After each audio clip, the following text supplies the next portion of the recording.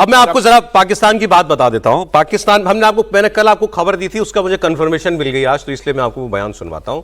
यहां trade deal हो रही है। भारत के विदेश मंत्री अमेरिका में है, वो रेयर अर्थ क्रिटिकल मिनरल्स की मीटिंग में बुलाए गए हैं। उसको भी लेकर तकलीफ है पाकिस्तान को कि हमको नहीं बुलाया। यूएई के राष्ट्रपति अभी हाल फिलहाल में पाकिस्तान गए थे, आपको याद? वहाँ शिकार करने के लिए गए थे, उनका वहाँ महल भी है। तो कोई भी देखेगा बाहर से तो लगेगा अरे यार, पाकिस्तान में जब इस आदमी ने महल बना रखा है तो इसके तो घर जैसे संबंध होंगे। वो घर के आदमी ने क्या बेगाना किया पाकिस्तान को? $3 बिलियन का लोन था पाकिस्तान के ऊपर यूएई का। $1 बिलियन के लिए इन्होंने कहा साहब कि हमारे फौजी फाउंडेशन के शेयर खरीद लो। यूएई ने शेयर खरीद लिए, बचे $2 बिलियन। पुराना लोन चला रहा है, हर साल वो 1 साल के लिए टाल देता था, यूएई की भी कुछ नहीं कहता था। अब इन्होंने फिर कहा साहब ये $2 बिलियन के लोन फिर टाल दो जरा। यूएई ने 1 महीने के लिए टाला और उस पर 6.5% इंटरेस्ट लगाया। जो पहले 3% लोन ब्याज होता था वो 6.5% ब्याज लगा दिया।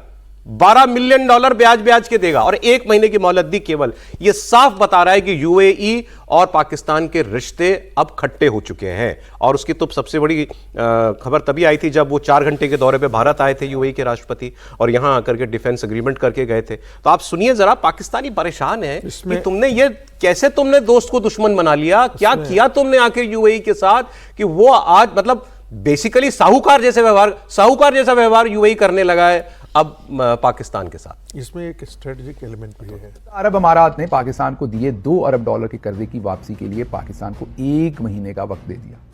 जी हां, इन्होंने लंबा अरसा मांगा था, उन्होंने सिर्फ 1 महीने का वक्त दिया है। और ये कोई अंदर की खबर नहीं है, ये पाकिस्तान की वजारत खारजा कह रही है। ये कर्जा लिया था जिस पर अब वो हमसे 6.5% सूद ले रहे हैं, इंटरेस्ट ले रहे हैं मुत्तहिदा अरब अमारात पाकिस्तान से। और इन्होंने उसको लंबे अरसे के लिए रोल ओवर करने के लिए रिक्वेस्ट की थी। उन्होंने कहा कि नहीं, 1 महीने का कर देते हैं और पैसे वापस करें। अब अगले व्यक्ति की बात सुनिए। वो कह रहे हैं अच्छा चलो ये बता रहे हैं कि ये हुआ, फिर कह रहे हैं ये सरकार बड़ी बड़ी बातें करती है, हमारे $21 बिलियन के फॉरेन रिजर्व, कह रहे दे दो, पर लौटा दो ना। 2 बिलियन की तो बात है, इतना $21 बिलियन लौटा दो। वे कहते हैं कि आपने कहा था हमने ये करप्शन पर लगाम लगाकर लोगों पर एक्शन करके उनसे वसूली करके भी हमने $20 बिलियन से ज्यादा हमने निकाला है, तो दे दो। पैसा कहां है वो? क्यों कर्जे नहीं लौटाते लोगों के? मतलब ये टेंडेंसी क्या है कि कर्जा चुकाना ही नहीं हमको है, पैसे साथ में तो दो, और नहीं है तो बताओ पैसा गया कहां? कि नैब का डीजी कहता है कि 2025 में हमने $22 अरब रिकवर किए हैं। वो गए कहां पे? कौमी खजाने में तो नहीं आए। कौमी खजाने में तो पैसा पड़ा हुआ, उसमें से $12 अरब दोस्त ममालिक के हैं, कोई $3.5 अरब हमारे अपने। तो वो जो $22 अरब आपने रिकवर किए वो किस खजाने में गए, किसके पास गए, किसकी जेब में गए? उन $22 अरब में से $2 अरब आप दे दें यूएई को वापस। आपको तो फर्क ही कोई नहीं पड़ना चाहिए, आपने तो $22 अरब रिकवर कर लिए। तो ये झूठ चुटाली हुकूमत चल रही है, हर बात में झूठ बोलते जाएंगे। 1-1 अरब के लिए आपका वजीर आजम जो है वो पमीरी बना हुआ है पूरी दुनिया का, कोई आपको 1-1 अरब नहीं दे रहा, तो ये झूठ बोलते हैं। अब इन्होंने कहा कि वो $12 बिलियन जो आपके रिजर्व में पड़े हैं वो दोस्त ममालिक के हैं, मतलब वो दोस्तों ने उधार दिए हुए हैं $12 बिलियन, अपने खुद के केवल $3.5 बिलियन है। और वो जो $12 बिलियन है समीर जी, वो भी पाकिस्तान इस्तेमाल नहीं कर सकता, वो केवल बैलेंस ऑफ पेमेंट्स के लिए है। बिल्कुल कि आप जो देनदारियां आपकी हैं आप उससे केवल वो चुकाओगे। अगर ये चाहें कि साहब मैं उससे अपना कोई शिक्षा का बजट बढ़ा दूं या मैं उसको अंदर डेवलपमेंट वर्क के लिए इस्तेमाल कर लूं, नहीं कर सकते। वो केवल और केवल बैलेंस ऑफ पेमेंट के लिए इस्तेमाल हो सकता है, शर्त है उसके ऊपर।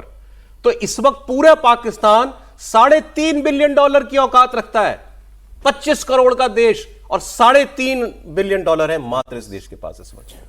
पाकिस्तान तो दिवालिया निकलने की स्थिति में चला गया। और दो देशों की दोस्ती तो तब तक रहती है सर जब तक एक देश के दोस्त के घर में जब आग लगे और उसकी आग की चिंगारी आपके घर में आने लगे तो दूसरा देश हाथ झटक लेता है। और पाकिस्तान जैसा जिसका दोष हो उसको किसी दुश्मन की जरूरत ही नहीं, वो तो बैठा ही है दूसरे के घर में आग लगाने के लिए, दूसरे घर को लूटने के लिए, खुद तो लूटा पिटा है। जिस तरीके से पाकिस्तान की स्थिति, और यूएई अगर ये कह रहा है पाकिस्तान से कि भाई अब बहुत हो गया, आपको हम सिर्फ 30 दिन की मोहलत दे रहे हैं, अब या तो पैसा रिटर्न करो या इतना हमको हर्जाना 6.5% के हिसाब से हमें ब्याज दो। आप समझ सकते हो कि पाकिस्तान की हालत कितनी बुरी होगी और यूएई कितना त्रस्त पाकिस्तान से हो गया। वही यूएई जब भारत में आता है 4 घंटे के लिए उनके जो आते हैं तो भारत के साथ वो डील करके जाते हैं। और अब तो जिस मुस्लिम कंट्रीज के अंदर पर पाकिस्तान इतना गर्व करता था, अब तमाम मुस्लिम कंट्रीज भारत के साथ व्यवसाय कर इसमें रही एक एंगल और है, ये पाकिस्तान जो है ना, ये सऊदी के नजदीक जितना जा रहा है, बिल्कुल। सऊदी और सब यूए की इस वक्त ठनी हुई है, और ये अब जाके सऊदी कैंप में बैठ गए। हमने कल भी इसकी बात की थी, तो वो भी चिढ़ है यूएई के राष्ट्रपति को। एक जो सऊदी, टर्की और पाकिस्तान, ये एक कैंप के तौर पर उभर करके आ रहा है, लेकिन ये नेटो, टर्की जो है वो मिलिट्री अलायंस के साथ जोड़ नहीं रहा है। दूसरी तरफ इंडिया, इजराइल और यूएई, ये तीनों एक साथ आ रहे हैं और दोनों के बीच में नहीं बन रहा है सऊदी अरब और ये। तो सऊदी अरब से यूएई अलग एक खेमा बनाने की कोशिश कर रहा है यमन को लेकर के। कल भी हम लोगों ने इसका जिक्र किया था। तो ये दो डिवीजन जो है वो एशिया में साफ साफ दिखने को मिल रहा है। और ये केवल यही नहीं पिस रहे यूएई और सऊदी के बीच में, ये चीन और अमेरिका के बीच में भी पिस रहे हैं, और अफगानिस्तान के साथ इन्होंने अपने रिश्ते खराब कर लिए। अब इनके एक एनालिस्ट और एक उनके फॉर्मर आर्मी ऑफिसर हैं आदिल राजा, उन्होंने कहा कि ये जो रेयर अर्थ की क्रिटिकल मिनरल्स की मीटिंग में भारत को बुलाया और तुमको नहीं बुलाया, जो ब्रीफ के जो सेल्समैन बन के आसिम मुनीर गया था उसको नहीं बुलाया, तो वो कह रहे हैं कि भाई अमेरिका जानता है कि औकात वाले लोगों के साथ दोस्ती की जाती है। फिर आगे उन्होंने एक इंपॉर्टेंट बात की, उन्होंने कहा कि ये जो रिजर्व्स क्रिटिकल मिनरल्स के हैं ये भारत में भी बहुत हैं, लेकिन भारत के अलावा ये सबसे ज्यादा अफगानिस्तान में है। तो आपको तो ये लगता था कि हम अफगानिस्तान में कुछ भी करा लेंगे, तालिबान आया तो आप बड़े खुश थे, आपको लगा था कि हमारी बैकयार्ड में हमारी सरकार बन गई है। वो तालिबान आपको अब ना कुछ अने चबा रहा है, लेकिन अब ट्रंप कहेगा आपसे कि इंडिया और मैं मिलकर अफगानिस्तान में क्रिटिकल मिनरल्स निकालेंगे और तुम दरवाजे खोलो पाकिस्तान अफगानिस्तान जाने के, क्योंकि रूट वही है। तो तुमको वो भी करना पड़ेगा उधर, चाहे अफगानिस्तान तुम्हारा दुश्मन है और भारत तुम्हारा दुश्मन है, लेकिन अब इंडिया अमेरिका मिलकर अफगानिस्तान में काम करेंगे और पाकिस्तान को मजबूर होकर साथ देना पड़ेगा। सर ये जो बात कही है इन्होंने कि रेयर अर्थ पर क्या भारत और अमेरिका के बीच वाकई कोई पार्टनरशिप जैसी दिख रही है? बन सकती है। गए तो गए जयशंकर जी, तो इसी काम के लिए गए हुए। सबसे ज्यादा रिजर्व तो बलूचिस्तान में भी है।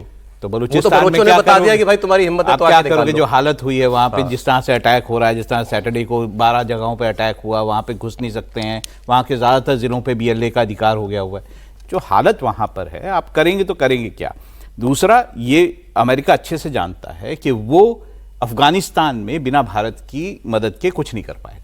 पाकिस्तान की मदद के साथ तो कुछ कर नहीं सकता, पाकिस्तानियों को तो घुसना ही नहीं देंगे, नफरत करते हैं अफगानी से। और भारत के साथ अफगानिस्तान के बहुत अच्छे संबंध हैं, यहां तक कि तालिबान जो है वो भी अच्छे संबंध भारत से चाहता है। तो ऐसे में जो लोगों को नजर आ रहा है कि भाई अफगानिस्तान में बहुत अच्छा वो है और इस तरह से ट्रेड ये बड़ी बात होगी अगर इंडिया पाकिस्तान कुछ पार्टनरशिप इस सिलसिले में कर लेते हैं।